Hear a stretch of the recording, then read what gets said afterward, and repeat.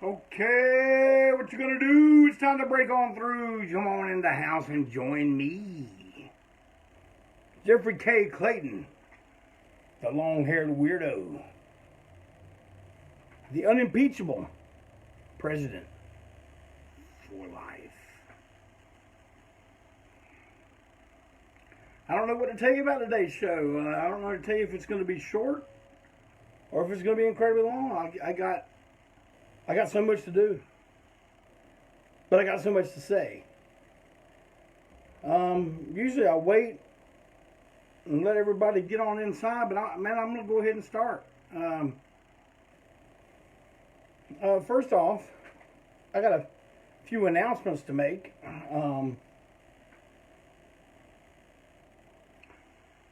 You recall some time back I showed you guys a Hammer horror bust of Ingrid Pitt that my main Shaky Dave improved upon from turning her blonde as she was in Countess Dracula to brunette like she was in Vampire Lovers. Now that's not saying anything against you blonde ladies out there. It's just a preference of this guy. That's all. Well, anyway, he has done it again for old JC. I told you maybe I'd turn this into him. It is a reissue of the 70's Vampirella kit. But this itself came out around 96, so it's pretty old itself at this point. Let me see if I can stop this damn thing from shaking so much. Okay, there we go. But anyway, I got the finished product from old Shaky Dave yesterday. Take a look at that. What do y'all say about that?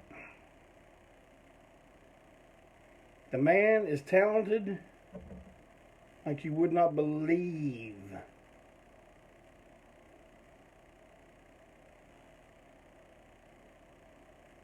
That's right, pure gold.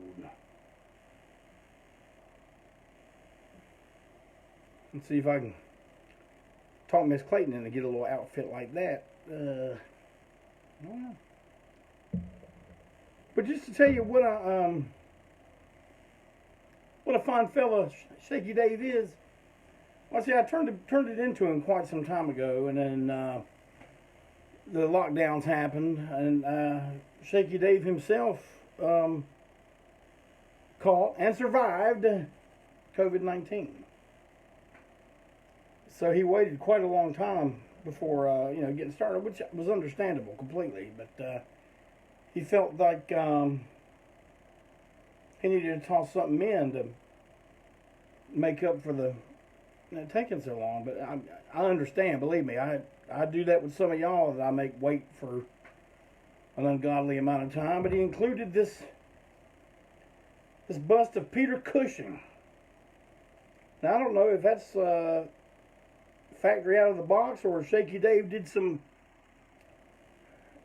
improvements to it. I think to me it looks like it's got the Shaky Dave touch, so I'm going to go ahead and assume he did unless he tells me otherwise. But look at that. That's a fine fella right there. Shaky Dave, I appreciate the hell out of you, man. He's off Facebook right now. He got a little fed up with the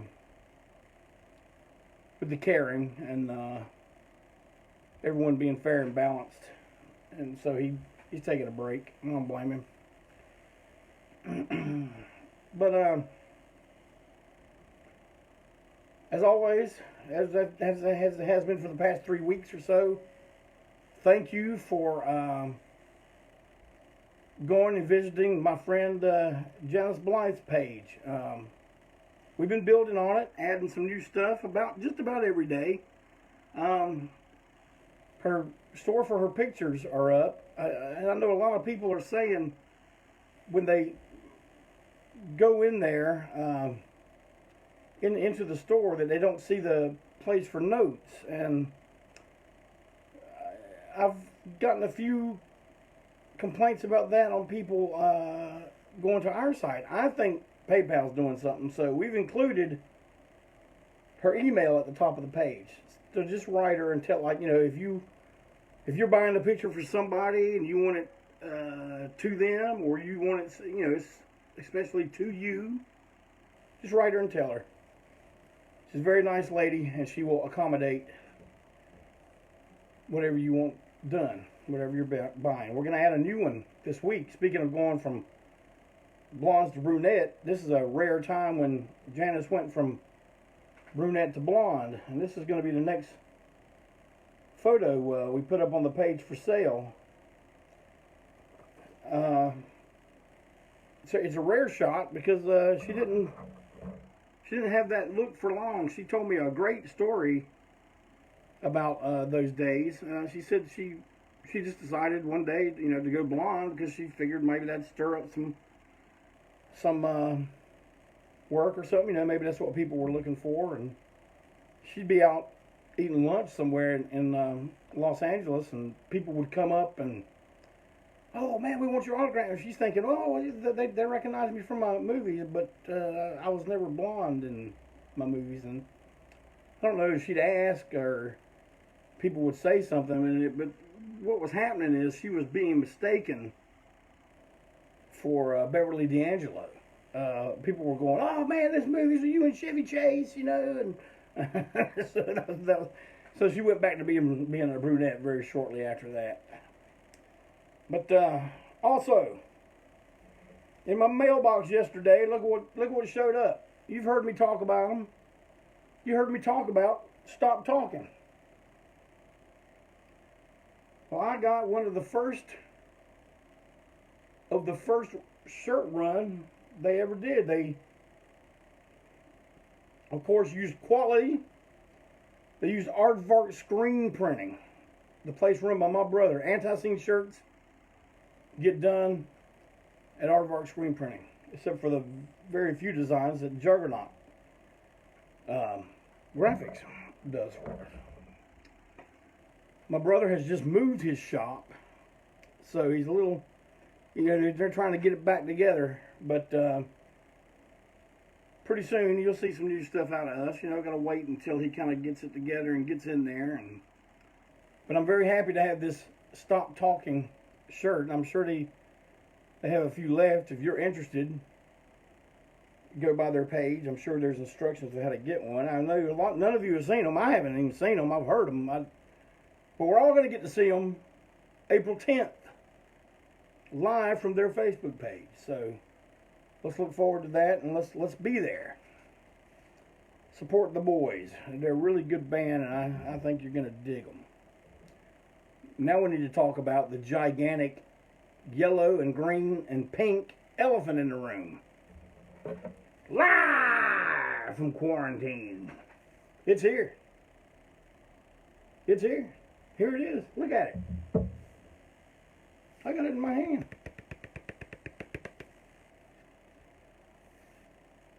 Man, you ain't gonna see much of a better live album than this. That's just all there is to that. It comes with a DVD of the broadcast that this is taken from. Keep in mind, folks, this is a DVD. It's not a HD Blu-ray. So when you play this on your 250-inch TV, it's probably going to look like shite. So keep that in mind. You know, play it on your regular size TV. Play it on your computer. If you want to play it on your computer, it's going to look fantastic. But it's DVD, the old technology. You know, if ANTiSEEN does something, it's going to be old technology. But the sales on this have been incredible. I mean, it was a short run anyway. 300, that's not many. And the 10-inch that we just did with the split with Before I Hang, we pretty much sold out of our copies in just under 3 weeks. Maybe 2, but these are going to be gone the next weekend.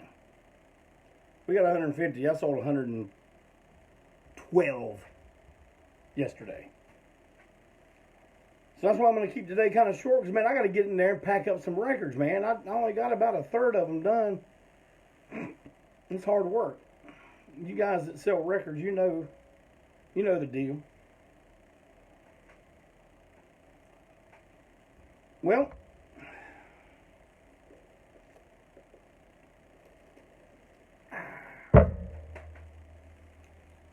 we're going to talk about wrestling today. This is week number 2 talking about wrestling.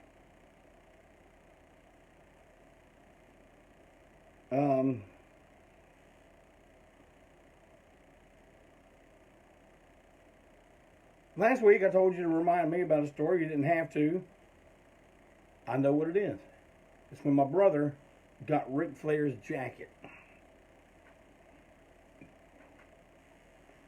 I told you my brother used to go to the TV tapings for Mid-Atlantic.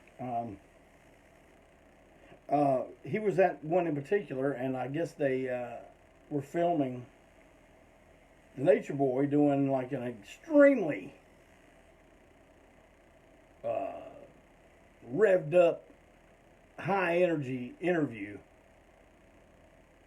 And after he got, the ones where he got red in the face and all that, and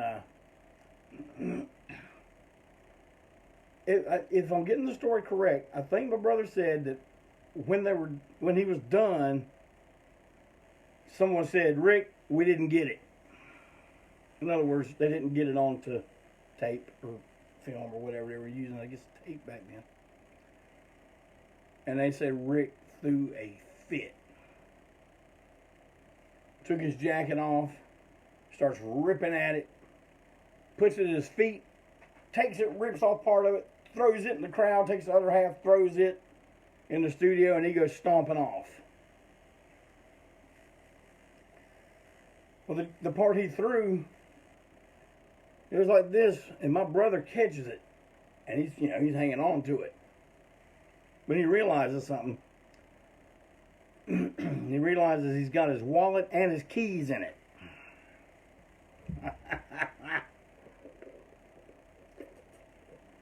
So, during the little intermission, they come out there and they're like, whoever got the other half of Rick's coat, could you please meet over here at the side of the auditorium or studio? And Greg says he goes down the hall, and he goes, Rick's sitting down there at the end by an open door, cooling off. And, all they wanted back was his keys and wallet. And Greg, of course, got to shake hands with him, talk to him for a second, and he signed that half of the coat that he destroyed. So Greg had a half of a leisure suit coat with Ric Flair's signature on it for years. When Greg left home, I guess he didn't take everything out of his room with him. He left some stuff, but that was the opportunity for Mom to get in there and start cleaning up. And at some point, she found half a suit jacket. She's like, what the hell are they keeping half a damn suit jacket for, In the trash. Choo.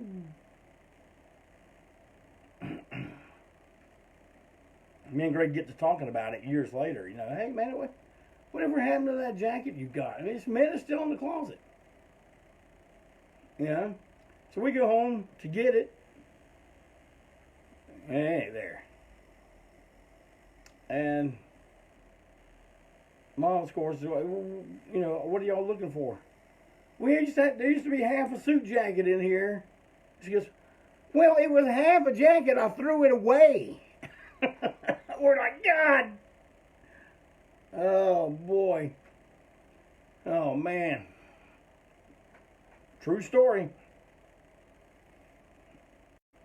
I told you about that prison cup I had from G.G. Allen that had he never watched it. It had the coffee grounds in it, and I still had, when I got it, it still had all the grounds and stuff in it. When we were at the hospital, having Carrie, And I came home one day, and Mama had gone by the house and cleaned up a little bit, and she washed the mug. Yeah, it was spick and span, looked brand new.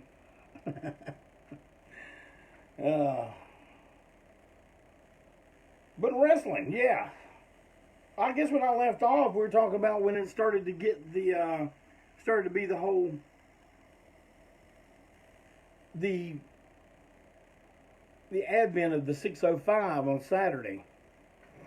That was a big thing, man. That was, I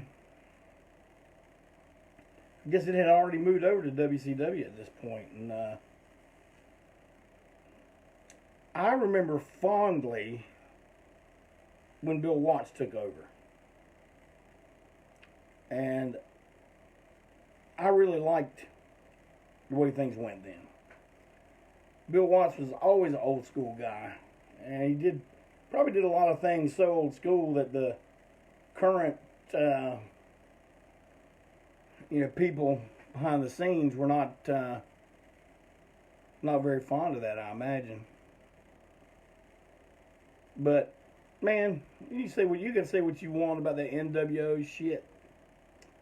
Yeah, it made a lot of money. So it did what it was supposed to do. It made a lot of money. It put a lot of asses in seats.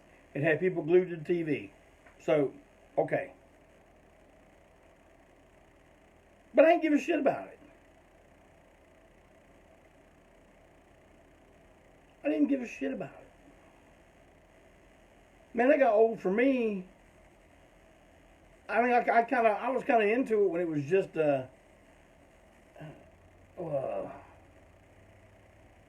Nash and Hall. But then when Hogan joined, I was like, oh boy. I'll never forget when WCW did the Ric Flair's end of his career match with Hogan, and Hogan beat him square in the ring, man. I called WCW offices Monday morning and said, I'll never watch the Hulk Hogan comedy hour ever again. Oh, thank you for calling, sir. Oh, God.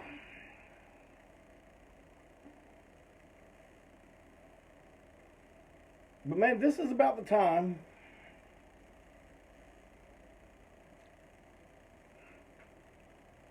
I guess this was about the time that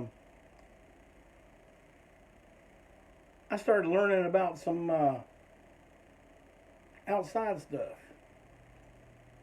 You'd see pictures in the wrestling magazines. See, wrestling magazines was one of the main sources of how we knew anything about any other territories. And of course, you go for years, you never see these guys wrestle. You only read about them. And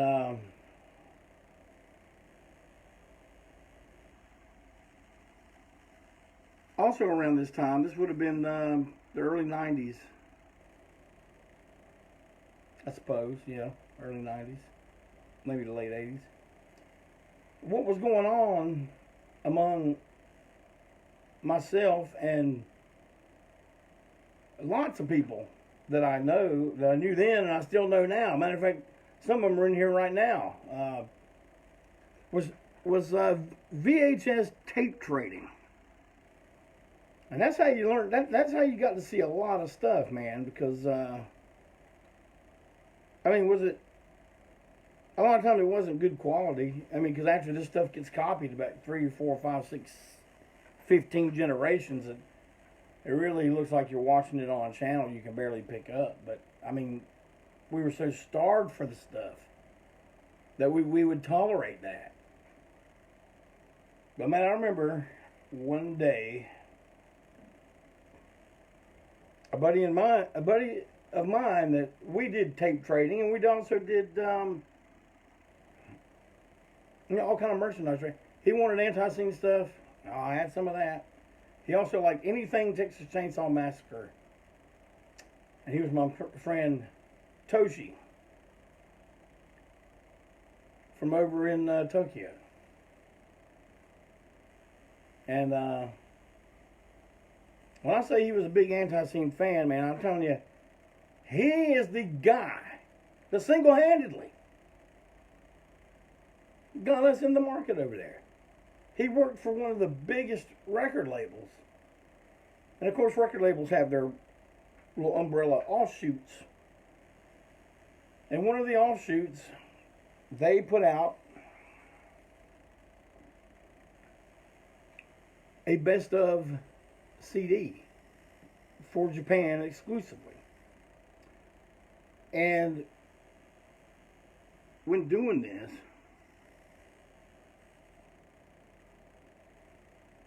they got not a look-alike, not a stunt double, but they got the real Mr. Pogo to pose for the record cover or CD cover of our ANTiSEEN Great Pogo Hits. Man, I was thrilled today. That was quite an honor. But I got a little bit ahead of myself.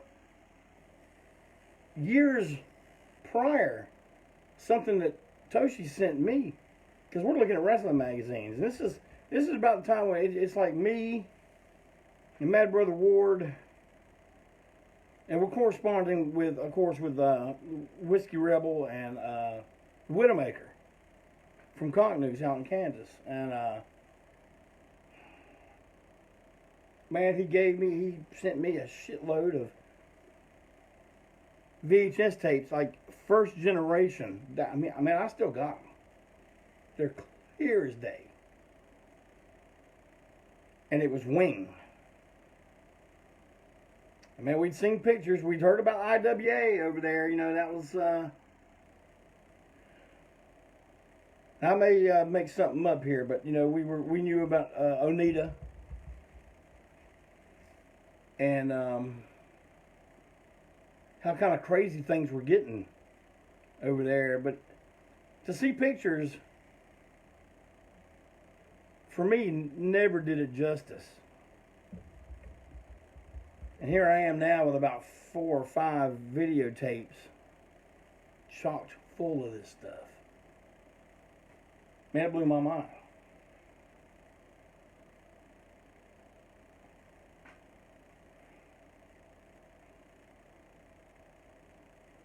I really loved that stuff. You know, like when I first saw it, I thought it was incredible.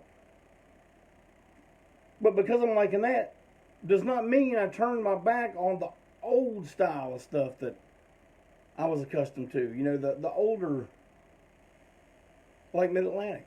That still was like the way I liked wrestling most of the time. But I liked also to stick my toe in that damn hardcore stuff that was going on over in Japan. Because it was also at this point when I discovered Cactus Jack. And I discovered Cactus because we used to go to a place in Philadelphia called Mondo. Used to be a mail order store, but he had a storefront and a guy named Furry Couch, Professor Couch. And man, that was one of the highlights of going to Philadelphia for me. Not to mention that Philadelphia's always been good to ANTiSEEN. From day one, when we started going up there, that's always been like our town, you know. But I looked so forward to going to Mondo. Was he going to be open? Well, we don't know. You don't know. Maybe. But times he was, man, I could not wait to get in there. Some of these Pam Grier original movie posters I got hanging up in here right now came from Mondo, from the Mondo store. Eventually, he just moved it into his house. But he made these wrestling t-shirts. And I will go so far as to say that this was also kind of the inspiration for the company that I do designs for, On the Mark shirts. Everyone involved with On the Mark knew about Mondo, knew about Furry Couch and his designs. Because Furry actually gave me permission to do some of those designs. I guess this would have been the early 90s, like 92, 93, 94. So he did one of Bruiser Brody. And I noticed, after being turned on to Cactus Jack and the Cactus Jack Eddie Gilbert feud that was going on in Eastern Championship Wrestling, he comes out to the ring pretty much dressed like I already dressed. Cut off shirt, black sweatpants, boots. And to take it a step further, we both wear the same damn Bruiser Brody shirt. And he was wearing that shirt in one of the, like, there was a 3-match feud with Gilbert and Cactus Jack, and it was the second one that was barbed wire. May have been the third. I think it was the second one. And he's got the Bruiser Brody shirt. Was the Leatherface shirt one of Furry's designs? No, that was me. That was me. Timothy, you got the Kevin Sullivan. Hey, On the Mark is going to be up and going again soon, man. We dropped the ball during the COVID shit. We did. I did.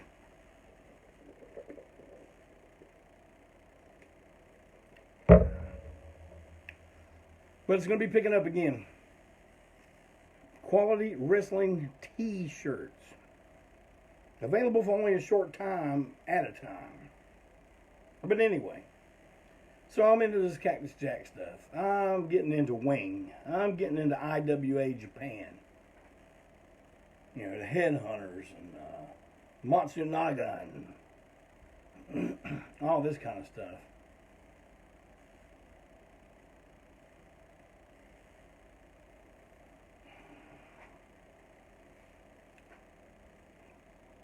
And so, you know, you all know the connection with all this and ANTiSEEN. It just kind of blended into what we do. You know, you other bands could be revolutionaries. You could be spokesman for a generation. We don't give a fuck about that.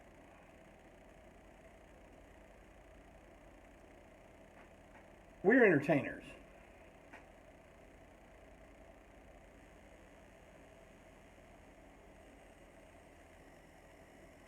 We're showmen. No, not shaman. Oh, they got my shaman, man.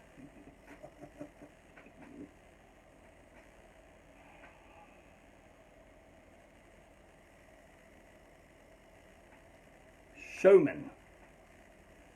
And a lot of the showmanship that we possess, that we possessed back then and do now,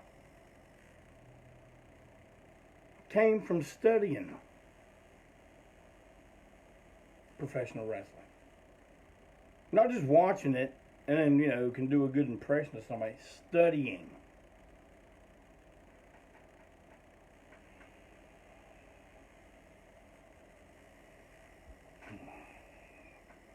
Look at that. You don't even know what that is.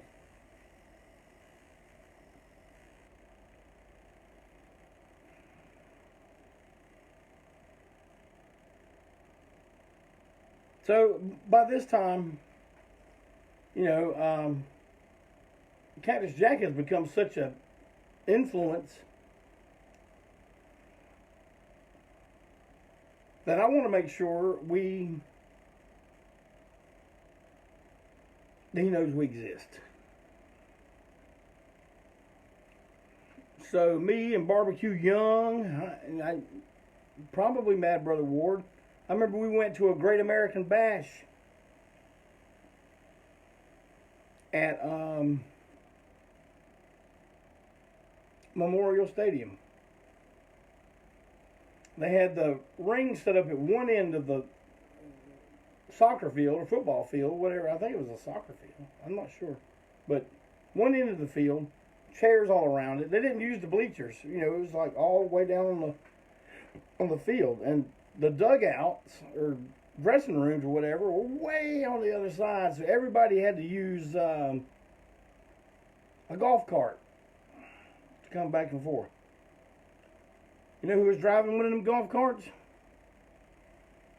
Grizzly Smith. I recognized him.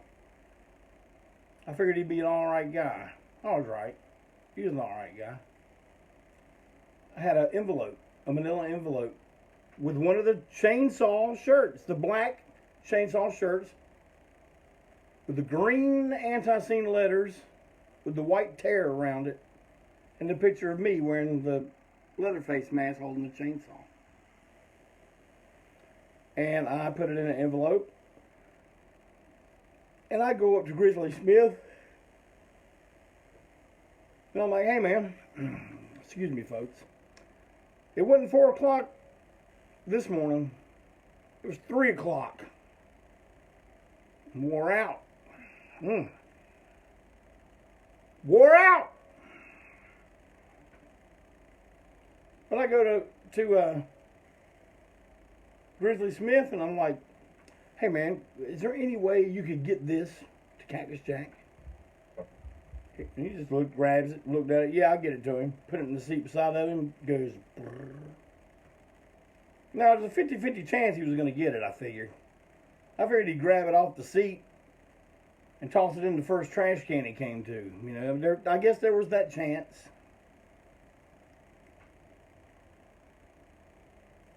But then Cactus Jack came out.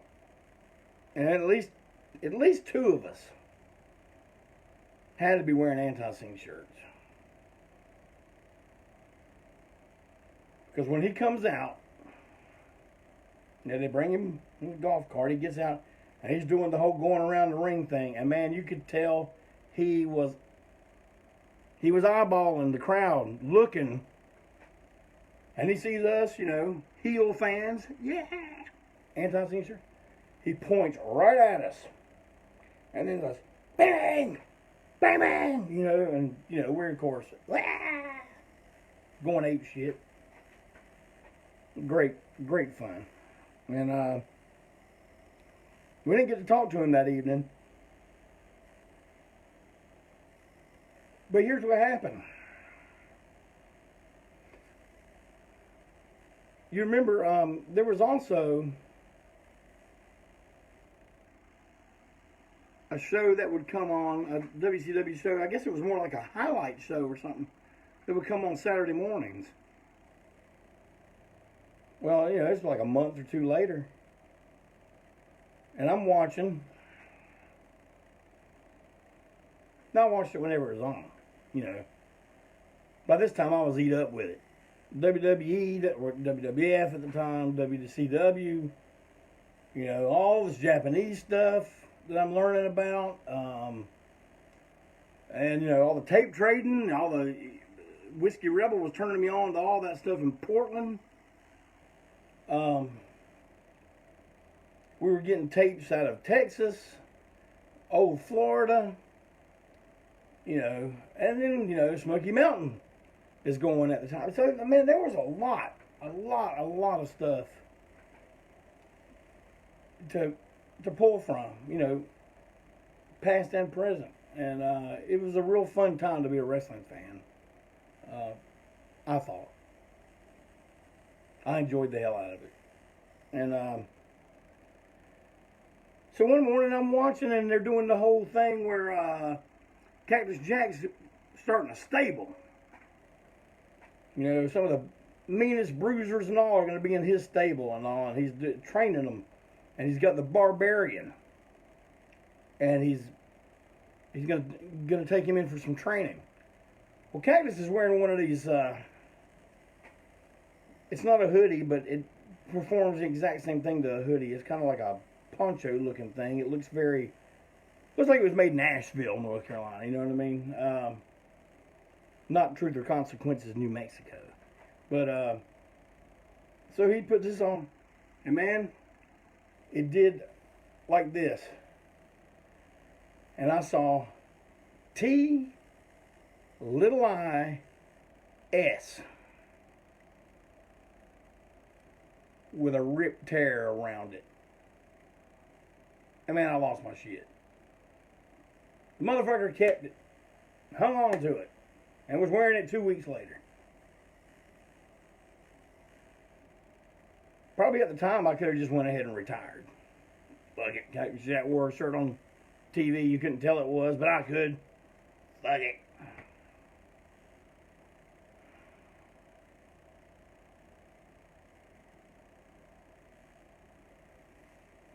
But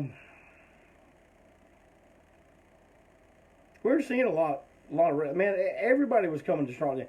WWF has started coming back to Charlotte after having not been here for like over 10 years. We were there. Man, during this time, we were there for just about everything.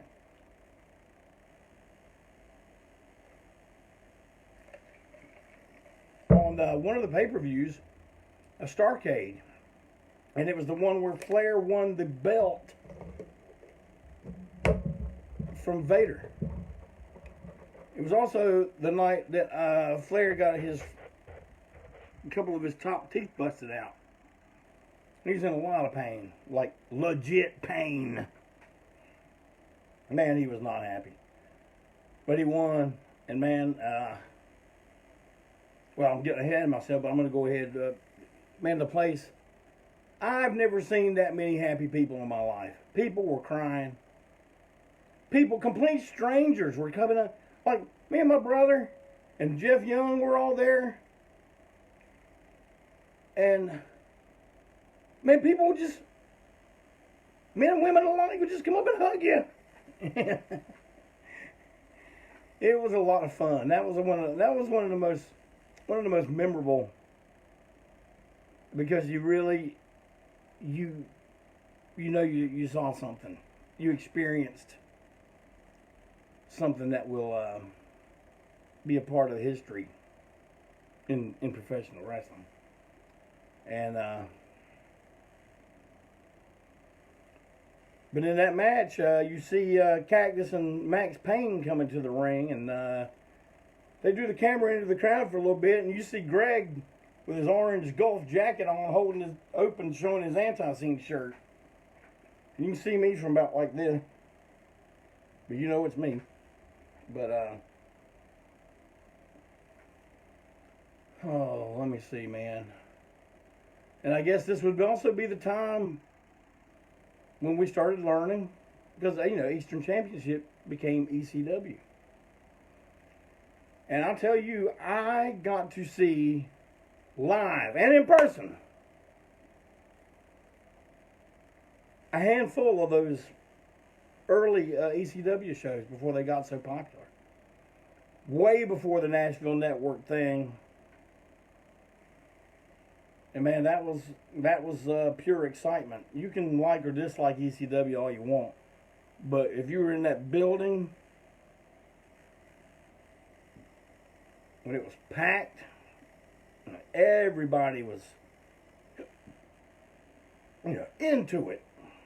Man, it was electric. It was just electric, and you could not deny what was in the air.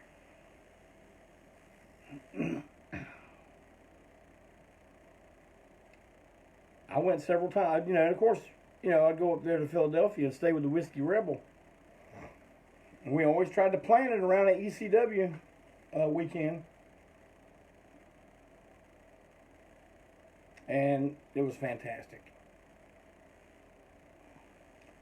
One thing I did not like about ECW, and later on about XPW, and then about, I guess, we venture into wrestling today. Man, I didn't like when they had to resort to cussing. And I know y'all are going, oh, listen here to Mr. Fuck All Y'all and Mr. White Trash Bitch, and don't want to hear no cussing. Yeah, well,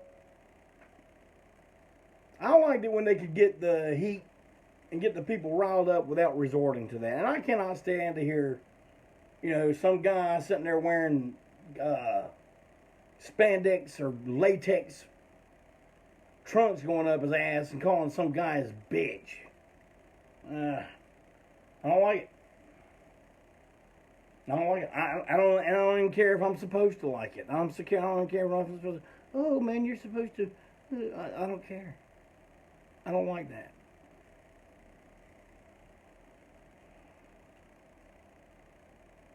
I don't like when I got porn stars. Don't get me wrong, I like porn stars just fine, but in porn, not wrestling.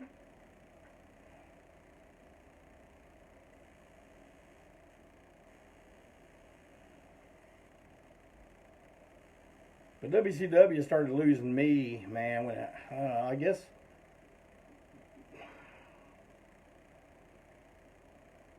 some of you guys probably know this transition time a little better than me. But I'm thinking that whole Eric Bischoff, Russo, whatever the fuck his name was, man, I didn't like none of that shit. I did not like it. It sucked. And you can bring the Misfits and ICP and KISS all into it. Man, it's not gonna make it good. If the wrestling part of it ain't good, I mean, you can sugarcoat a turd with as much cake frosting and sprinkles and chocolate chips and, a maraschino cherry on top. But when you bite into that son of a bitch, it's still a piece of shit. And that's what it was becoming to me. I'm no expert. I don't go, oh, what I say means you have to believe what I say. It's my opinion. I didn't like it.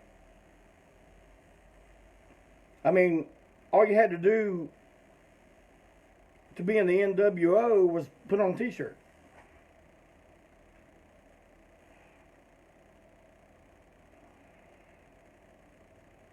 And it was because of that kind of stuff why I started watching ECW. So why I started watching all the Japanese stuff and kept up with that for the longest time.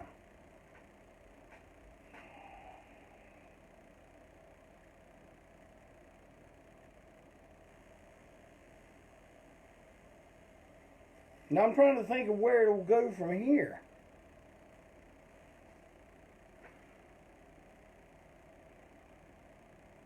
Because I still got more stories. I got more stories I want to lay on y'all that have to do with wrestling. But it's probably going to be next week when I go into that.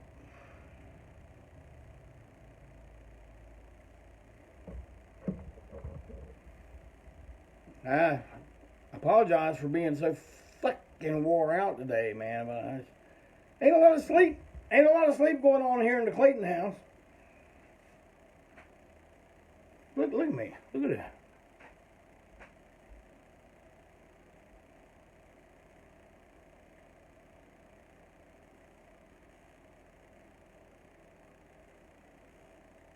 Do me a favor, folks, like you've already been doing.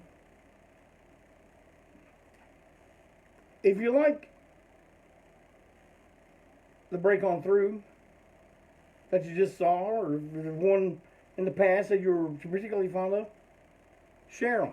Put them on your page, if you don't mind. The more shares we get, I know people will look at this and go, you only have 31 people. But no, that's how many people are inside with us. Can you dig it? That's how many people are inside. You can watch it without being inside, without going in.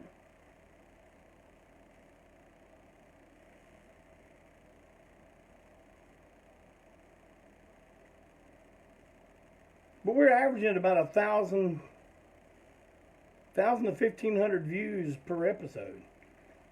But here's something I have got to get out right now.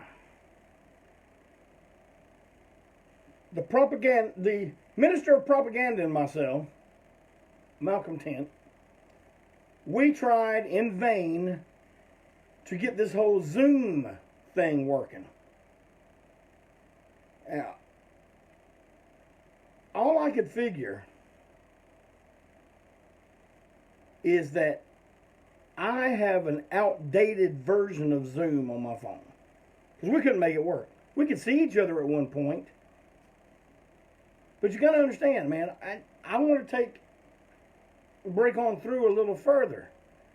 Like, not every week, but at least a week a month, I want to have me and Malcolm do the show together.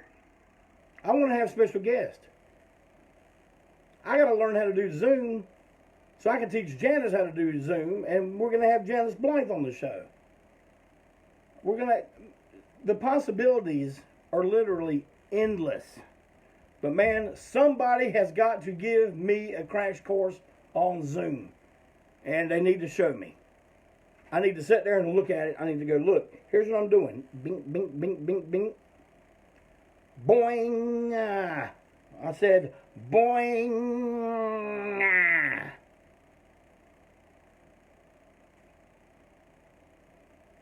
So, who can teach this old dog a new trick?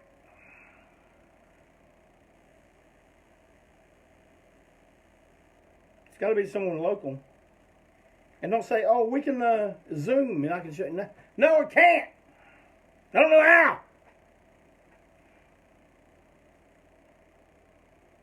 But for the sake of break on through, somebody show me, to quote my favorite movie, you got to tell me something. You got to help me understand.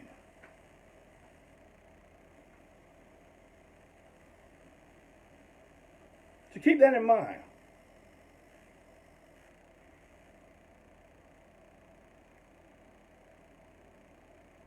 We need an in-person Zoom class. A Zoom summit, if you will. Now, if you come over to the headquarters here, man, I'll make it worth your time before you leave. Man, you'll walk out of here with something good. If you need a little green, I can grease that palm for you. I just need help. And if you can help, reach out.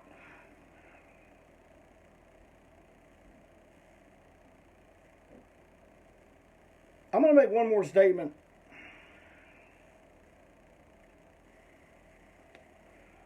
Before I go. That really has nothing to do with anything I talked about so far. I just like to say this.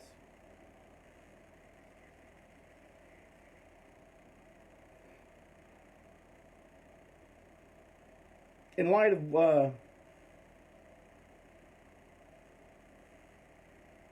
the store shooting that happened in Colorado last night,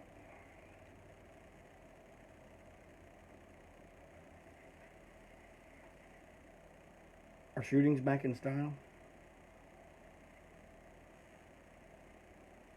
But one thing I would like to say,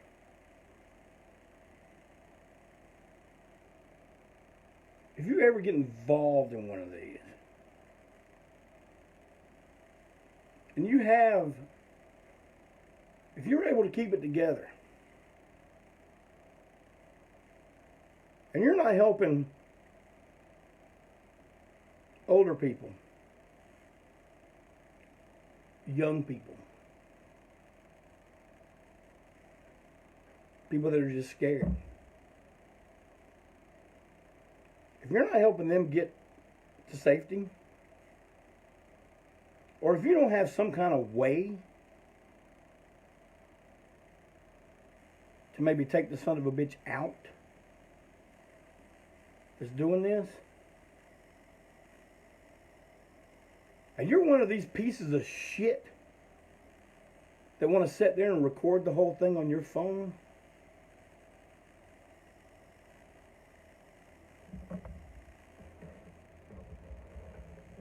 you are a piece of shit.